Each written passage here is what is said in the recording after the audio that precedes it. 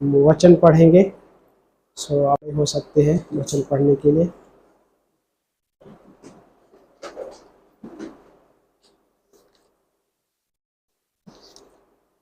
यूहन्ना रचित सुसमाचार अध्याय 1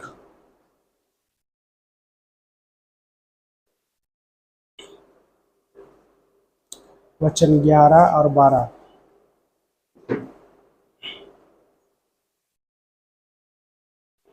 यूहन्ना रचित सुसमाचार अध्याय 1 वचन 11 और 12। वो अपनों के पास आया और उसके अपनों ने उसे ग्रहण नहीं किया, परंतु जितनों ने उसे ग्रहण किया उसने उन्हें परमेश्वर की संतान होने का अधिकार दिया, अर्थात उन्हें जो उसके नाम पर विश्वास करते हैं। प्रार्थना करते। प्यारे पिता परमेश्वर, धन्यवाद करते प्रभु।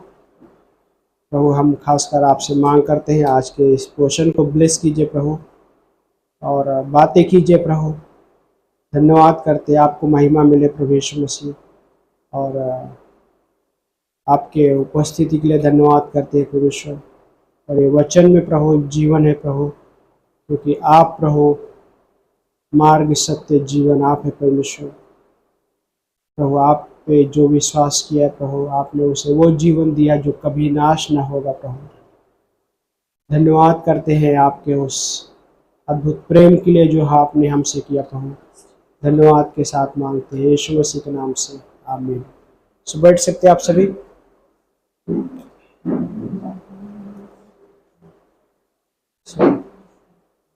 एक हिस्सा ये है कि परमेश्वर के परिवार के सदस्य होने के क्या फायदे हैं।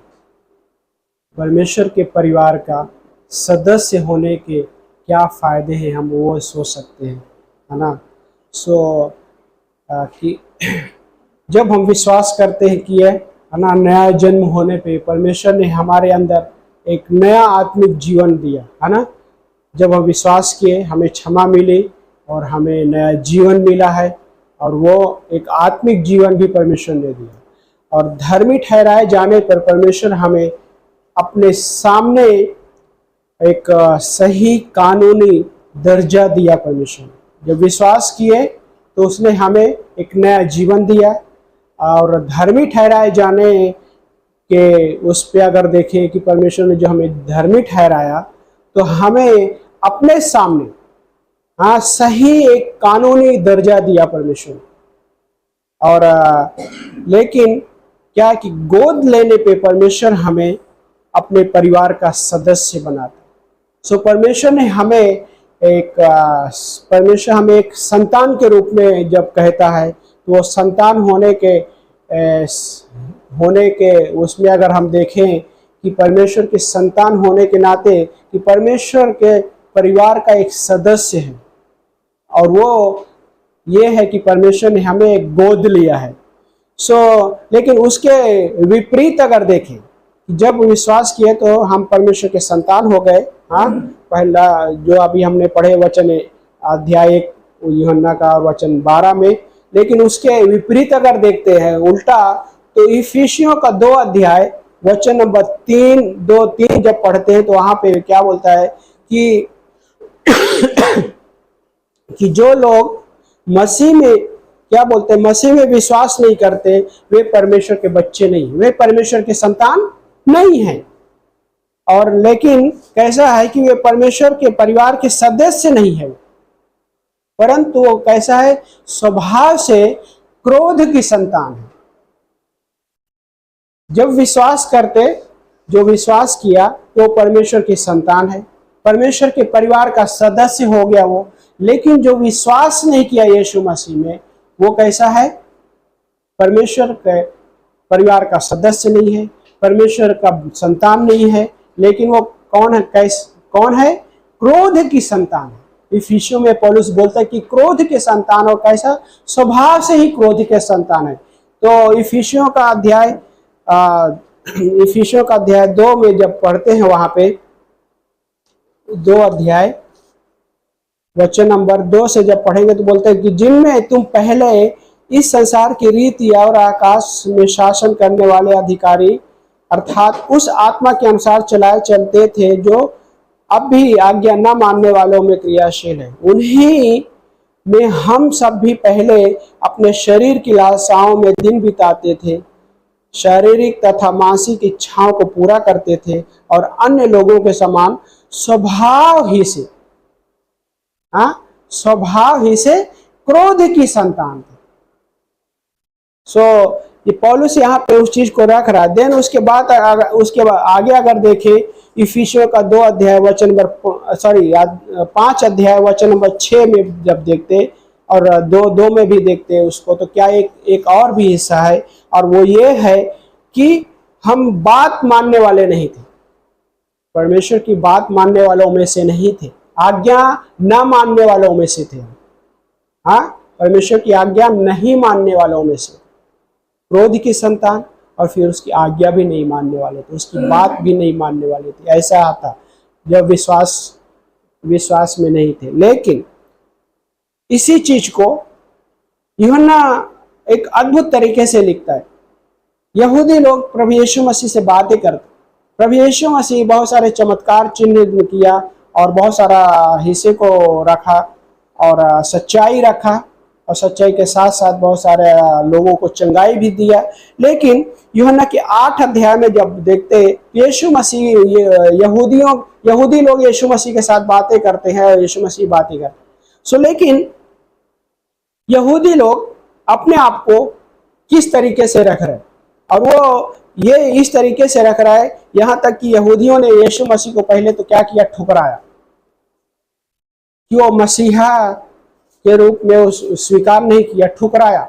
इसलिए यूहन्ना बोलते कि अपनों के पास आया, लेकिन अपनों ने उसे स्वीकार नहीं किया, अपनों ने ग्रहण नहीं किया, परंतु क्या किया, ठुकरा दिया। और ठुकराने के साथ साथ उन्होंने यह दावा करने की कोशिश किया क्या कि वो परमेश्वर उनका पिता है, वो परमेश्वर की संतान होने का दावा कर रहे हैं, लेकिन वैसा नहीं है। यूहन्ना के 8 अध्याय खोलिए।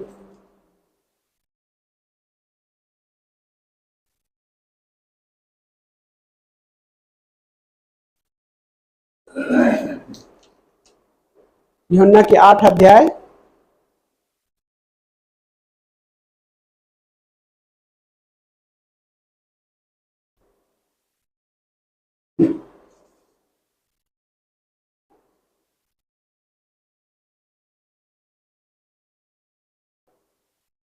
यूहन्ना के 8 अध्याय 34 से पढ़िए कोई।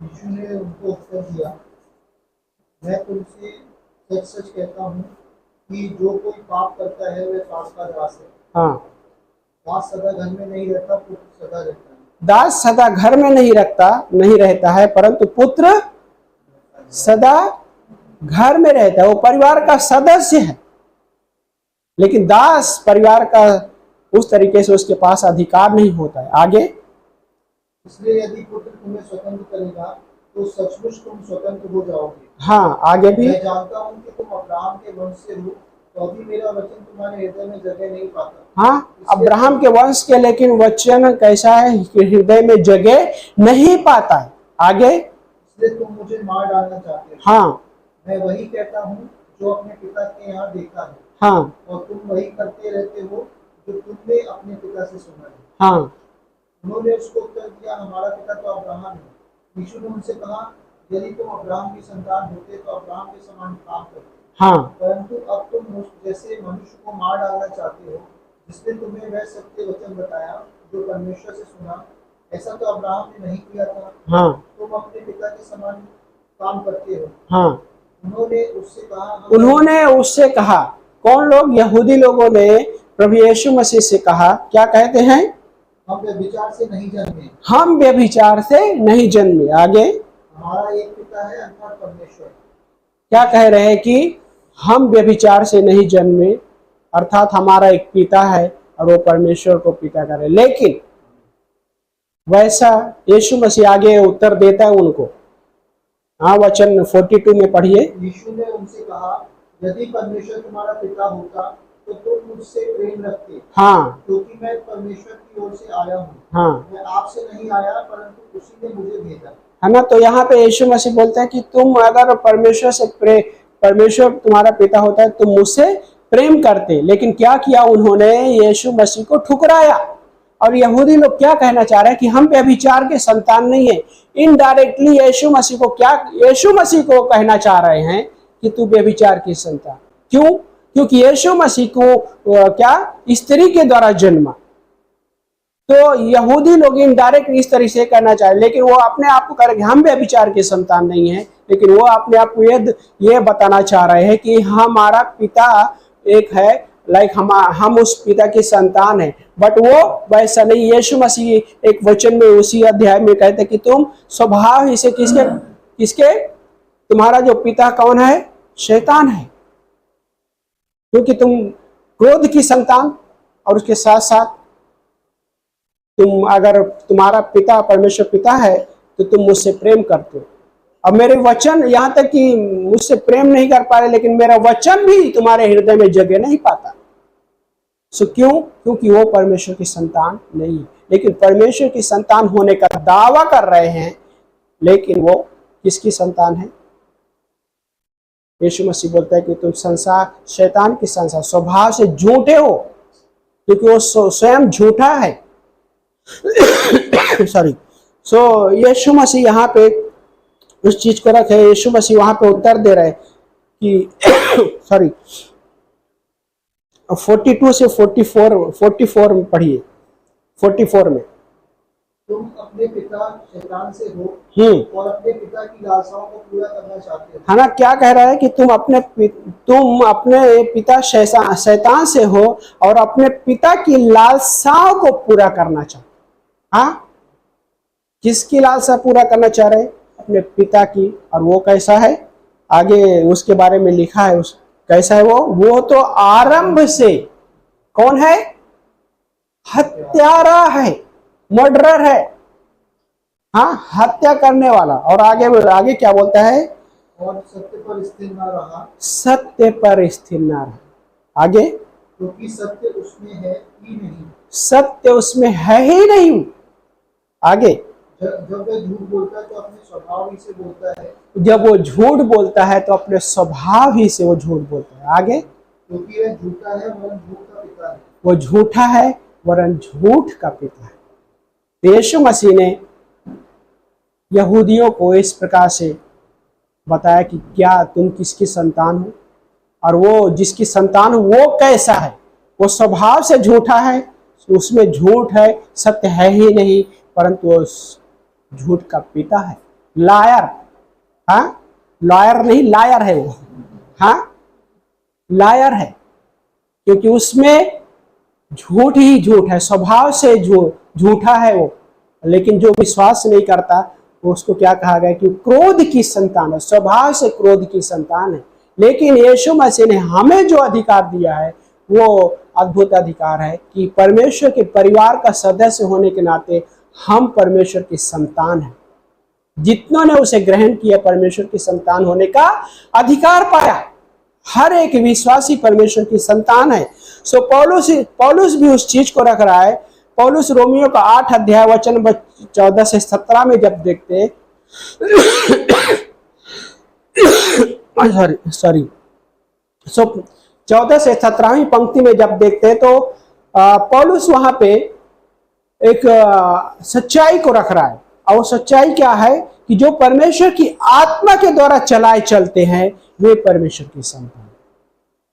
सो परमेश्वर की संतान होने के नाते हमारे लाइफ में परमेश्वर ने एक पवित्र आत्मा दिया है, और पवित्र आत्मा के द्वारा चलाए चलना भी बहुत अद्भुत रीति, बहुत अद्भुत हिस्सा है विश्वासी की लाइफ में। ब्लेसिंग है वो, क्योंकि जब एक विश्वासी पवित्र आत्मा के द्वारा चलता है तो परमेश्वर की संतान होने का जो अधिकार उसको मिला है उस चीज को अनुभव भी कर पाता है और उसमें बढ़ता भी है। हाँ, ये एक सच्चाई है कि परमेश्वर जो हमें अधिकार दिया है उस अधिकार में जब हम जी रहे हैं और उस सदस्य होने के नाते, परिवार का सदस्य होने के नाते उसमें एंजॉय भी है और उसमें बढ़ता भी है। और ये परमेश्वर ने हमें दिया है। और दूसरा है, पहला पॉइंट में कि जो परमेश्वर के आत्मा के द्वारा चलाए चलते हुए परमेश्वर की संतान है। और दूसरा पॉइंट ये है, पौलुस ये बताना चाह रहा है कि तुम दासत्व की आत्मा तुम्हें नहीं मिला है, तुम गुलामी में नहीं हो। हाँ, परंतु क्या बोलना चाह रहा है कि तुम्हें उसने क्या किया है, वो आत्मा दिया है, वो है पवित्र आत्मा। दासत्व में नहीं, दासत्व की आत्मा नहीं मिली। पढ़िए एक जन कोई 8 अध्याय रोमियो का वचन 14वीं पंक्ति से 17, 14 से 17।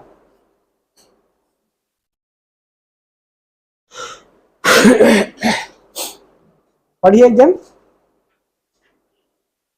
इसलिए कि जितने लोग परमेश्वर के आत्मा की चलाए चलते हैं, हाँ वे ही परमेश्वर के पुत्र हैं। हाँ, आगे। क्योंकि तुमको दासत्व की आत्मा नहीं मिली हाँ कि फिर भयभीत हो, हाँ, परंतु लेपालकपन की आत्मा मिली है। परंतु लेपालकपन की आत्मा मिली है। लेपालक पुत्र हमें उसने कहा है, घोषित किया है। आगे, जिससे हम हे अब्बा हे पिता कहकर पुकारते हैं। जिससे हम हे अब्बा हे पिता कहकर उसे पुकारते हैं।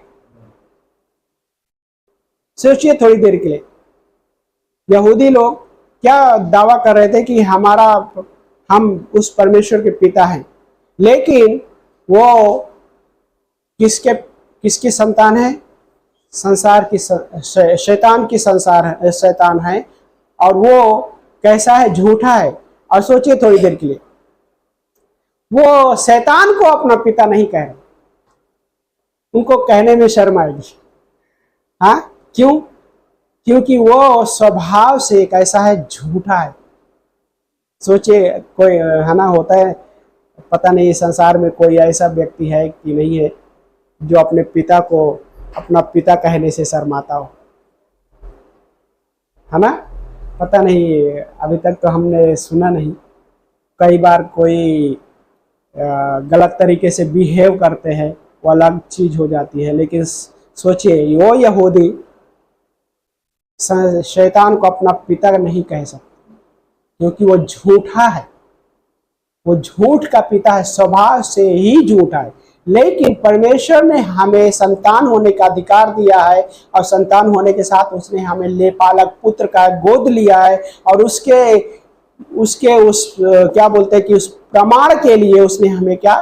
पवित्र आत्मा दिया है, जिससे हम हे अब्बा हे पिता कहकर उसे पुकारते हैं। हे अब्बा हे पिता कहकर हम उसे पुकारते हैं। और देन गलातियों का 4 अध्याय में वचन नंबर 28वीं पंक्ति में पौलुस और अद्भुत तरीके से लिखता है।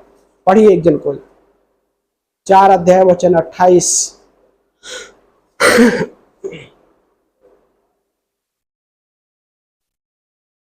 गलातियों का 4 अध्याय वचन 28वीं पंक्ति मिला? पढ़िए एक जन।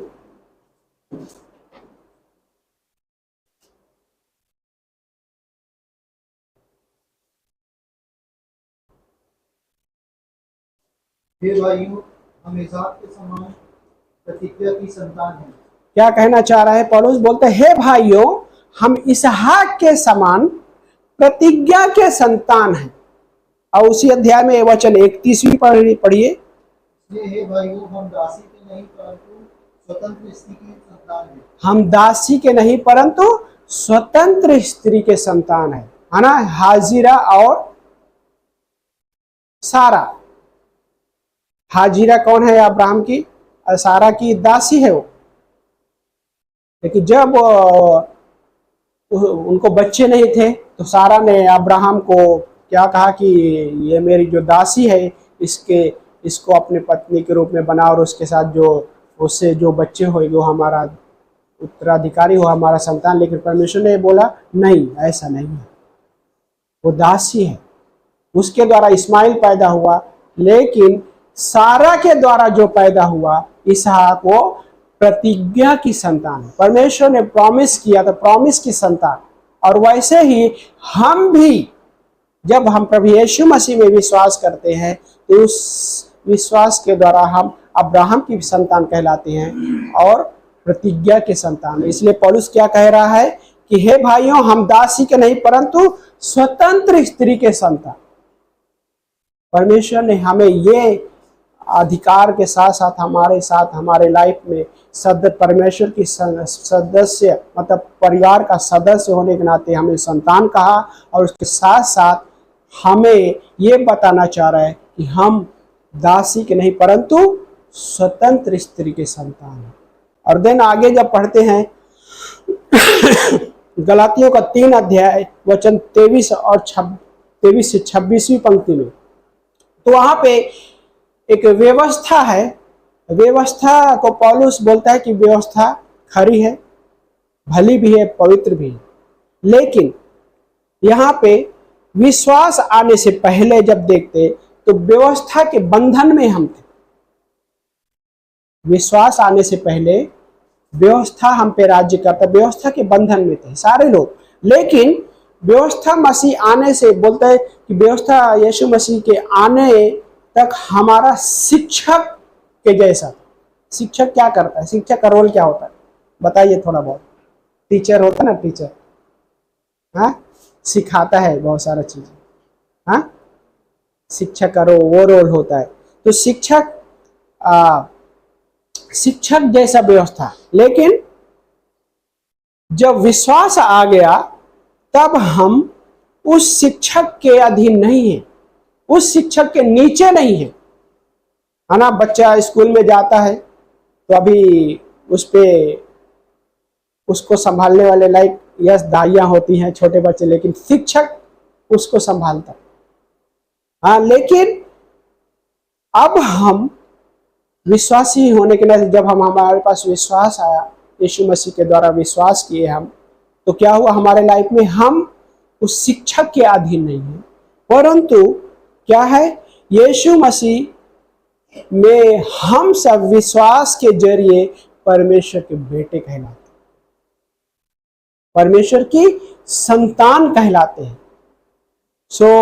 हमारे जीवन में यह समझना है कि परमेश्वर की परिवार का सदस्य होने के नाते उसने हमें संतान कहा, और उस संतान होने के नाते प्रमाण दिया हमको, वो है पवित्र आत्मा दिया, जिससे हम हे अब्बा हे पिता कहकर पुकारते हैं। तो विश्वासी जीवन में यह बहुत जरूरी है कि मेरा पिता कौन है, और हम उस परमेश्वर को पिता कहकर पुकारते हैं। और यह संबंध बहुत अद्भुत संबंध है कि मैं एक विश्वासी होने के नाते मैं परमेश्वर के पास आ रहा हूं तो मैं उसे पिता कहकर पुकारता हूं, और पिता होने के नाते उस परिवार का सदस्य होने के नाते बहुत सारा फ्रीडम है, स्वतंत्र है। यहाँ यीशु मसीह ने क्या वो कहा कि तुम सत्य को जानोगे, सत्य तुम्हें स्वतंत्र करेगा, और सत्य उसका वचन है। और उसके साथ साथ हम उस सदस्य हैं, परिवार का सदस्य हैं। और जब परिवार का सदस्य है तो क्या होता है? उसमें बहुत सारे फायदे होते हैं। हाँ सदस्य होने के नाते बहुत सारे फायदे, जो घर में होगा सब कुछ वो उसका लाभ उठाता है।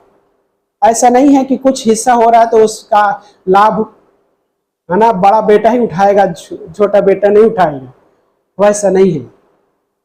हर किसी के लिए कि उसका लाभ उठाएगा, लेकिन उसके लिए पौलुस जो अद्भुत रीति से रखा कि जो आत्मा के द्वारा चलाए चले, ये हमारे लिए बहुत जरूरी है।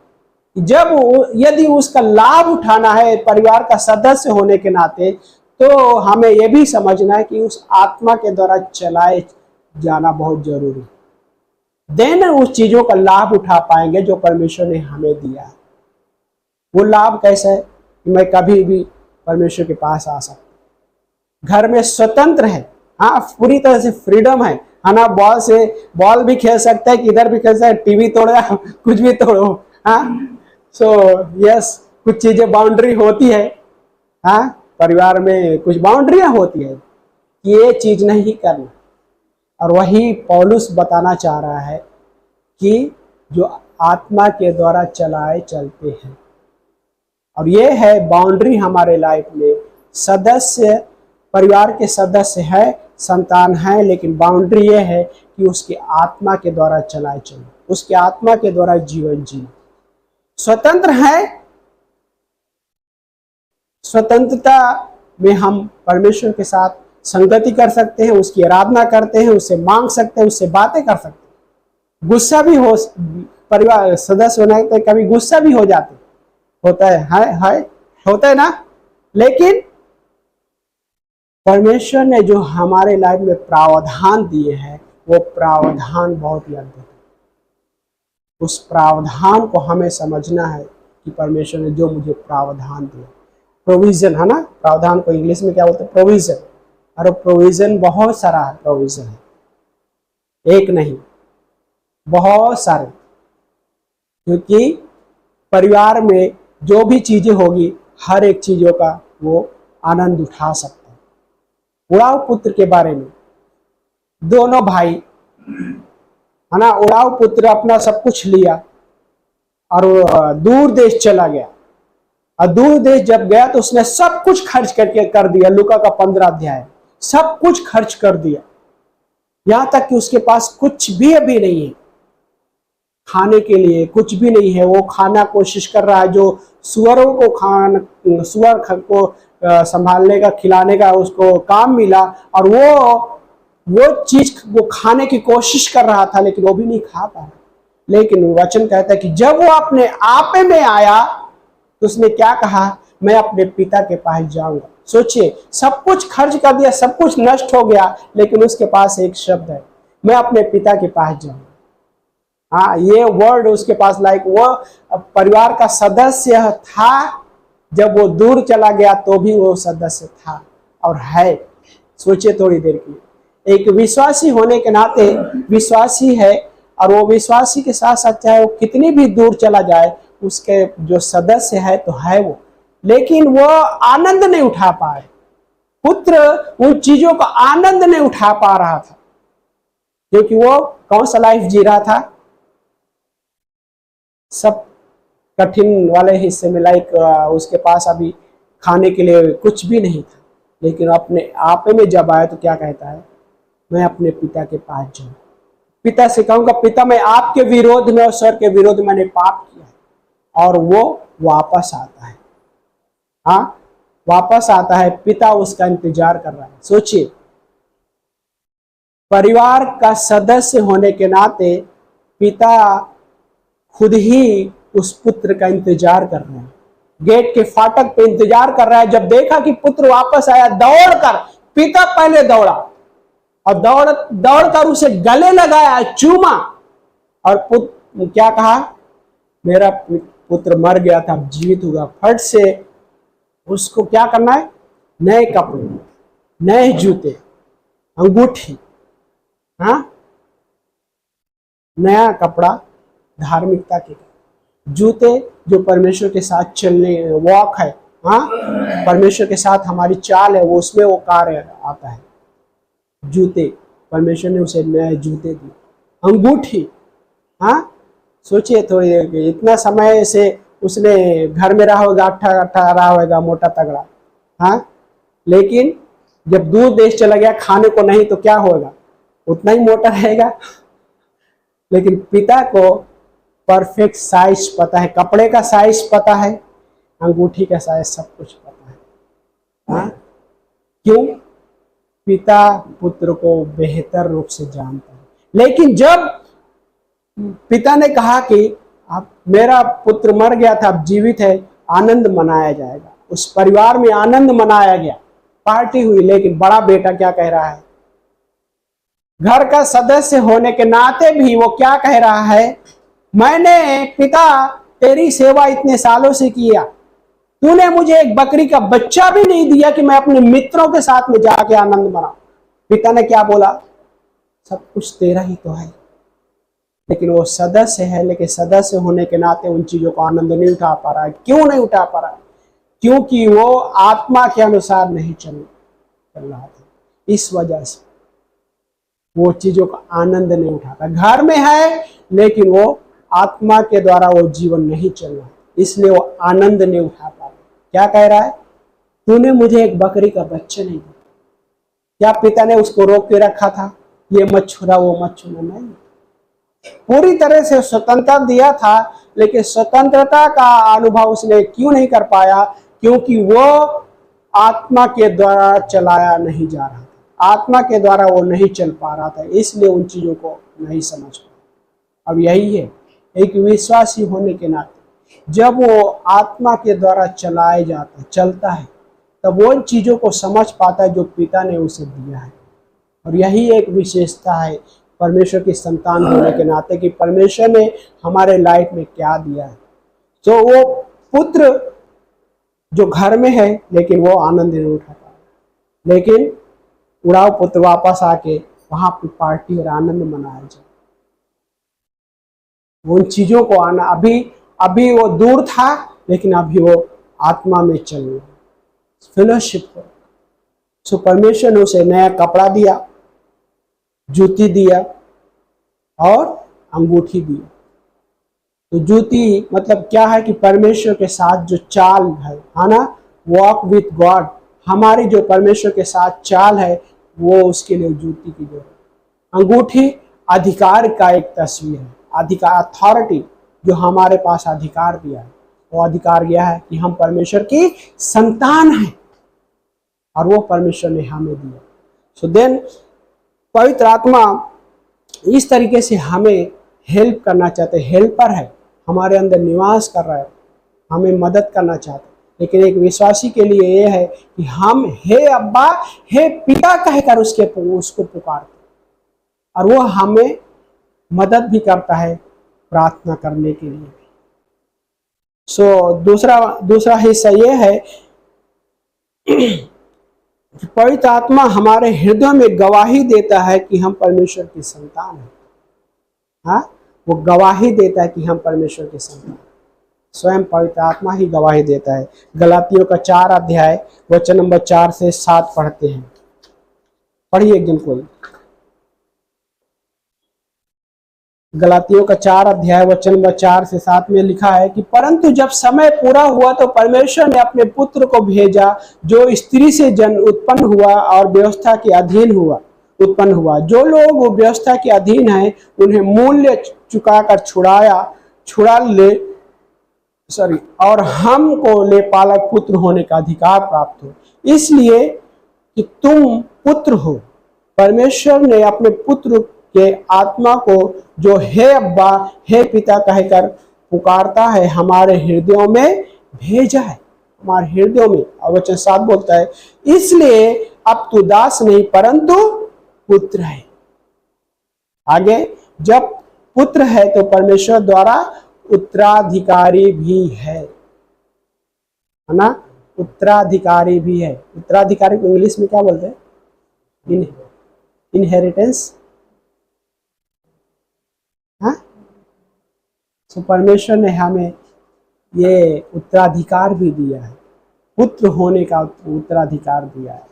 और देन पहला यूहन्ना 3 अध्याय में यूहन्ना बहुत अद्भुत तरीके से लिखता है, और वो क्या बताना चाह रहा है कि परमेश्वर की संतान के रूप में हमारी जो स्थिति है, हमारी जो पोजीशन पे, वो ज्यादा जोर दे रहा है यूहन्ना।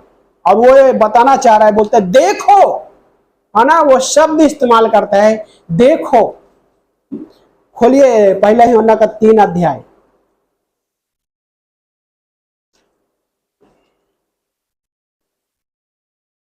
वचन नंबर 1 से 2 में।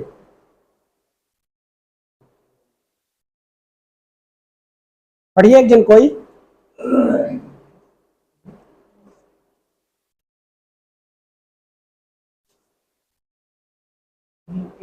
हाँ, देखो पिता ने हमसे ऐसा प्रेम किया। हाँ, पहले देखो वर्ड के बाद क्या है? अल्प विराम है ना, है ना? तो अल्प विराम होता है तो थोड़ा रुकना पड़ता है ना, थोड़ा सा पॉज करना पड़ता है। तो यूहन्ना सोचिए किस तरीके से जोर दे रहा है और अद्भुत तरीके से रख रहा है। क्या कहना चाह रहा है? पढ़िए। देखो मतलब ये जो शब्द है हम पढ़ रहे हैं, लेकिन इसमें बहुत अद्भुत तरीके से हिस्सा है जो परमेश्वर हमें सिखाना चाह रहा है। बोलते हैं देखो, देन आगे, पिता ने हमसे कैसा प्रेम किया है, पिता ने हमसे कैसे प्रेम किया है। आगे, कि हम परमेश्वर की संतान कहलाएं, कि हम परमेश्वर की संतान कहलाएं। आगे, और हम हैं भी, और हम हैं भी। सोचिए, बताना चाह रहा है कि देखो, हाँ, सोचो, होता है ना कुछ चीज जो ध्यान केंद्रित करने के लिए चीजें जब होती है वहां पे ऐसे चीजों को इस्तेमाल किया जाता है। और यूहन्ना बोलते देखो पिता ने कैसे हमसे प्रेम किया है, हाँ किस रीति से उसने हमसे प्रेम किया है। और वो बोलता है कि हम परमेश्वर के संतान हैं और हम वो है भी। आगे पढ़िए। इस कारण संसार हमें नहीं जानता, इस कारण संसार हमें नहीं जानता। आगे, क्योंकि उसने उसे भी नहीं जाना। हाँ वचन 2 में, हे प्रियो, अब हम परमेश्वर की संतान हैं, हाँ और अभी तक यह प्रकट नहीं हुआ कि हम क्या कुछ होंगे। हाँ, तो यहाँ पे बोलता है कि हम परमेश्वर की संतान हैं, लेकिन अब तक कुछ बोलता है कि यह प्रकट नहीं हुआ कि हम क्या होंगे, पर यह जानते हैं कि जब वो प्रकट होगा तो हम उसके सदृश होंगे। हाँ हम उसके सदृश होंगे। और ये एक अद्भुत हिस्सा है जो आखिरी वाले हिस्से में हम आएंगे। तो यूहन्ना का 20 अध्याय में 17वीं पंक्ति में जब पढ़ते हैं तो वहां पे मरियम मगदलीनी से यीशु मसीह बातें करता है। जब मरियम मगदलीनी को लगा कि यीशु मसीह उस बगीचे में, तो क्या लगा माली है ये, तो पूछा कि क्या हमारे प्रभु को देखा है। तो यीशु मसीह को छूने के लिए गए तो क्या बोला यीशु मसीह, मुझे मत छुओ। क्यों?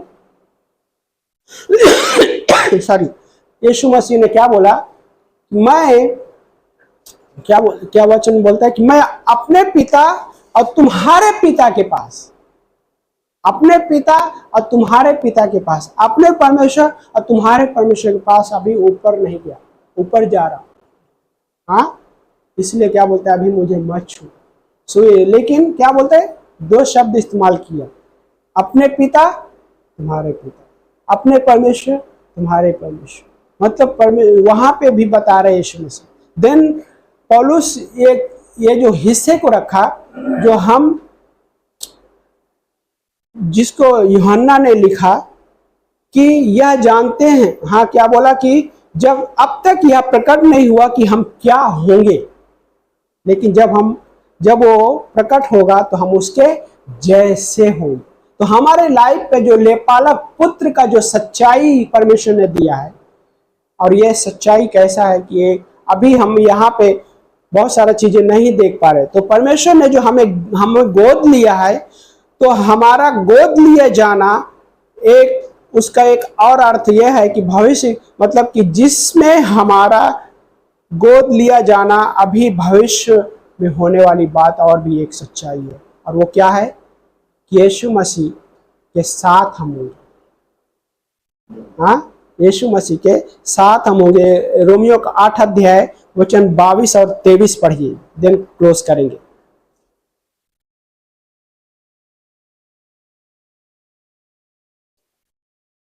आठ अध्याय 22 और 23। क्योंकि हम जानते हैं कि सारी सृष्टि अब तक मिलकर कराहती और पीड़ाओं में पड़ी रहती है। हाँ और आगे, और केवल वही नहीं, पर हम भी जिनके पास आत्मा का पहला फल है, आप ही अपने में कराते हैं। है ना। तो पौलुस यहाँ पे एक सच्चाई और बताना चाह रहा है कि हमें गोद लिया गया है, हम परमेश्वर की संतान हैं, लेकिन हम यहाँ पे जैसे सृष्टि भी कराहती है, हाँ वैसे सिर्फ सृष्टि नहीं परंतु हम भी कराहते हैं शरीर।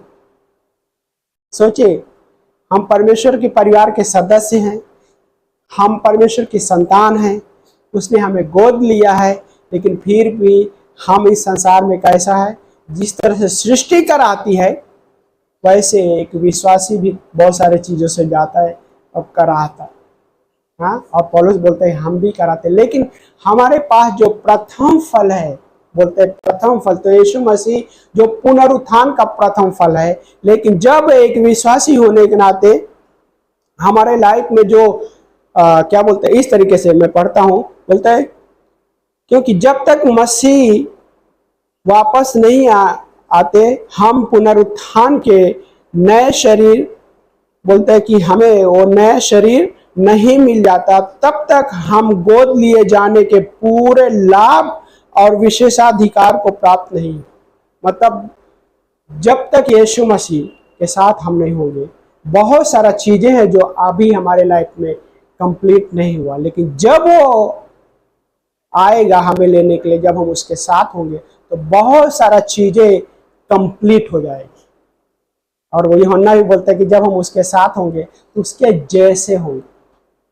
हाँ, लेकिन अभी हमें नहीं पता। और पौलुस बोलता है कि यहाँ तक कि सृष्टि भी कराती है, लेकिन विश्वासी भी कराती है। परमेश्वर की संतान है, उसने गोद लिया, लेकिन इस संसार में एक विश्वासी भी कराता है उस दर्द से बात। और आगे क्या बोलता है कि इस प्रकार से पौलुस कहना चाह रहा है कि केवल सृष्टि नहीं, लेकिन हम भी कराते हैं। और यहाँ तक वो बताना चाह रहा है कि जिनके पास प्रथम फल है वो भीतर भीतर कराते हैं और छुटकारे की प्रतीक्षा कर रहे हैं। हमें पाप से छुटकारा मिल गया है। हाँ, जब हम विश्वास किए, पाप से हमें पूरी तरह से छुटकारा मिल गया, लेकिन पाप की उपस्थिति से हमेशा हमेशा के लिए हम थोड़ा बचा लिए जाए। अभी हमारे लाइफ में पाप का पकड़ नहीं है, लेकिन पाप की उपस्थिति से हम बचा लिए जाएंगे जब रैप्चर होगा, जब हम प्रभु यीशु मसीह के साथ होंगे।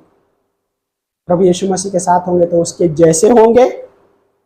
हाँ, और जो परमेश्वर की संतान होने के नाते बहुत सारे विशेषाधिकार जो परमेश्वर ने हमें दिया है, अभी हम उसे हम नहीं ये कर पा रहे, लेकिन आत्मिक रूप से हम अनुभव कर पाते हैं। लेकिन उसी को पूरी तरीके से हम 100% उसके साथ हम अनुभव कर पाएंगे। कहाँ पे? स्वर्ग में। अब पौलुस वो बताना चाह रहे कि हम इस पृथ्वी में हैं, सृष्टि भी कराती है उस छुटकारे के लिए सृष्टि भी कराती है, लेकिन उसके साथ साथ विश्वासी भी उन चीजों से जाते। लेकिन विश्वासी के पास क्या है? हमें यह समझना है कि हम परमेश्वर की संतान है ना। हम परमेश्वर की संतान है। एक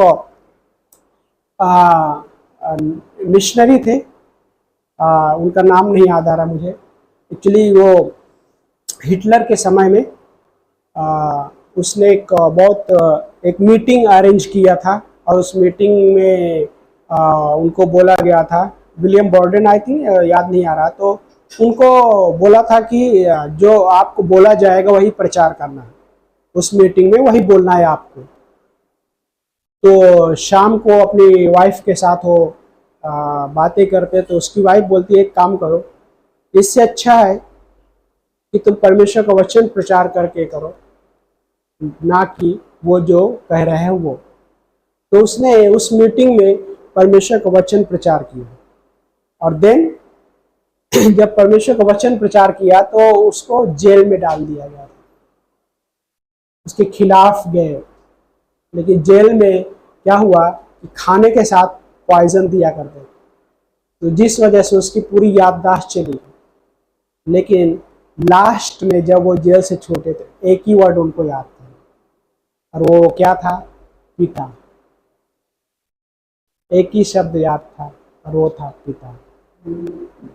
और वही हमारे लाइफ में चाहे कुछ भी हो जाए, लेकिन हमारे पास जो पिता का अधिकार उसने दिया है, और पुत्र का अधिकार उसने जो हमें दिया है, वो हमें कभी नहीं छोड़ने वाला परमेश्वर, और हम उसे पिता कहकर पुकारते हैं। सिर्फ हमारा परमेश्वर नहीं, परंतु वो पिता है हमारा। और पिता होने के साथ साथ उसने हमें वो अधिकार दिया है कि उस परिवार का सदस्य होने के नाते हमें स्वतंत्रता दिया है, हाँ, फ्रीडम दिया है। और उस फ्रीडम में हम परमेश्वर के साथ खेल सकते, कहने का मतलब आराधना कर सकते, प्रार्थना कर सकते, उससे मांग सकते, अपने गिड़गिड़ा भी सकते उसके सामने, और यहाँ तक क्या बोलते हैं, तर्क वितर्क भी कर सकते हैं। हाँ, यशाया बोलता है, आओ हम आपस में वाद विवाद करें। परमेश्वर बोलता है, आओ हम आपस में वाद विवाद करें। और वो क्या बोलते हैं कि तुम्हारे पाप चाहे कितने भी लाल रंग के, अर्गवानी रंग के क्यों न हो, मैं हिम के समान श्वेत कर दूंगा। लेकिन उससे बेहतर वाला पार्ट मुझे बहुत ये पसंद है कि बोलता है, आओ हम आपस में वाद विवाद करें, मतलब बातचीत करेंगे।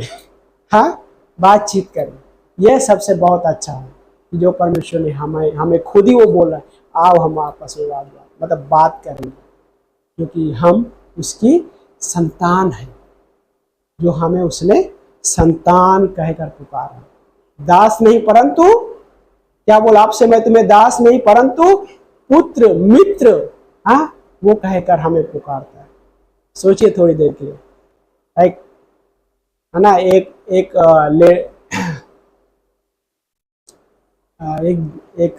क्या था, एक बेटा खो गया था एक परिवार का। तो उसने पिता ने एक रेडियो में कुछ अनाउंस किया, उसका नाम ये किया और स्वर्ण जगह का वो बताया कि यदि वो जगह पे आएगा तो उससे मिलेगा। तो उस नाम से बहुत सारे जो लड़के थे एकत्रित हुए। लेकिन क्या हुआ, वो जो बेटा उसका था खो गया था, उस जगह पे बहुत सारे वो बेटे आए उस नाम से। कहने का मतलब कि परमेश्वर ने जो हमें अधिकार दिया है, ये बहुत बड़ा अधिकार है, बहुत बड़ा, कि परमेश्वर हमें संतान कहता है। और संतान होने के साथ साथ उसने हमें वो चीज़ें दिया है जो हम सोच भी नहीं सकते। उड़ाऊ पुत्र के पास वो चीज़ें थी जो उसको भी नहीं पता था, लेकिन उसका बड़ा भाई तो उसको और भी नहीं पता, लेकिन उसके पास सब कुछ, वही पिता ने उसे भी वही चीज़ दिया था, लेकिन वो आनंद नहीं मना पाया। क्यों? क्योंकि वो पर आत्मा के द्वारा वो नहीं चलाए जाते, इस वजह से उन चीज़ों का आनंद नहीं उठाता।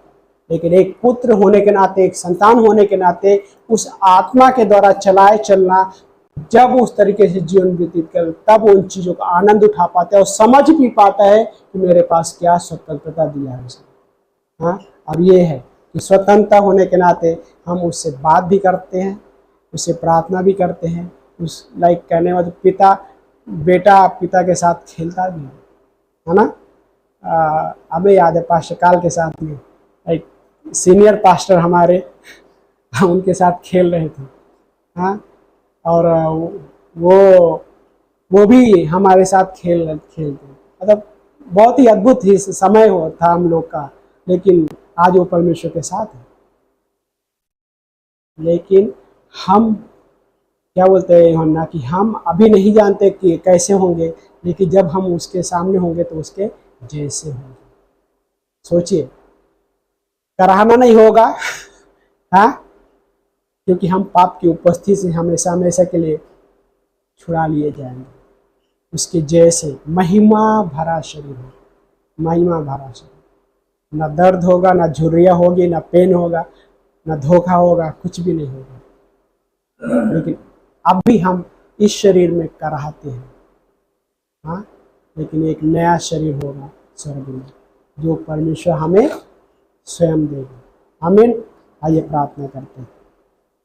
प्यारे पिता परमेश्वर, धन्यवाद करते प्रभु जी, आपको महिमा प्रशंसा देते हैं लॉर्ड इस अद्भुत दिन के लिए। प्रभु धन्यवाद करते हैं कि प्रभु आपने हमें बेटा कहा, अपना संतान कहा आपने प्रभु, और संतान होने के नाते प्रभु आप हम परिवार के सदस्य हैं, और वो सदस्य होने के नाते परमेश्वर आप हमें स्वतंत्रता दिया है। पौलुस कहता है कि हम दासी के नहीं परंतु स्वतंत्र स्त्री के संतान हैं, और इसहाक की तरह हम प्रतिज्ञा के संतान हैं, क्योंकि हमें आपने प्रतिज्ञा यह दी है कि जो कोई भी आप पे विश्वास करता है वो आपका संतान कहलाता है। धन्यवाद करते हैं प्रभु इस अद्भुत सच्चाई के लिए परमेश्वर। ये सिर्फ शब्द नहीं परंतु सच्चाई है परमेश्वर। धन्यवाद करते प्रभु, इस भवन में हम बैठे हैं क्योंकि हम आपकी संतान हैं, हम आपके उस परिवार का सदस्य है प्रभु, और इस भवन में हर एक व्यक्ति प्रभु आपके उस परिवार का सदस्य है, और आप हम सबका पिता है। और आप पिता होने के नाते प्रभु अपने बच्चों की जरूरत जानते हो, अपने बच्चों के बारे में प्रभु आप ही बेहतर समझ सकते हो। लेकिन प्रभु हमें हेल्प करना कि हम आपके आत्मा के द्वारा चलाए चले प्रभु। धन्यवाद करते प्रभु जी सब उस समय के लिए परमेश्वर। धन्यवाद करते परमेश्वर, भवन में हर एक व्यक्ति के लिए प्रभु हम आपसे मांगते परमेश्वर, आगे बढ़ाओ प्रभु, मदद करो प्रभु, आपके साथ जीने में, आपके साथ चलने में प्रभु, जैसे उड़ाऊ पुत्र को प्रभु आपने धार्मिकता के कपड़े पहनाया और जूतियां दिया, और वो ज्योति इस बात की तस्वीर है कि आपके साथ एक उनकी चाल है। और हम सब यहाँ पे हैं तो प्रभु इस भवन में हर एक की जो आपके साथ जो चाल है, पर्सनल वॉक है परमेश्वर आपके साथ प्रभु, वो व्यक्तिगत है प्रभु, और हर एक को व्यक्तिगत चाल में प्रभु बढ़ाइए प्रभु, अद्भुत तरीके से मदद कीजिए प्रभु। हमारी प्रार्थना प्रभु धन्यवाद करते सब इस समय को प्रभु, इस सभा को प्रभु धन्यवाद करते हैं, हर एक के जीवन को ब्लेस कीजिए प्रभु, पूरे हफ्ते में बातें कीजिए प्रभु, धन्यवाद के साथ मांगते हैं यीशु मसीह के नाम से, आमीन।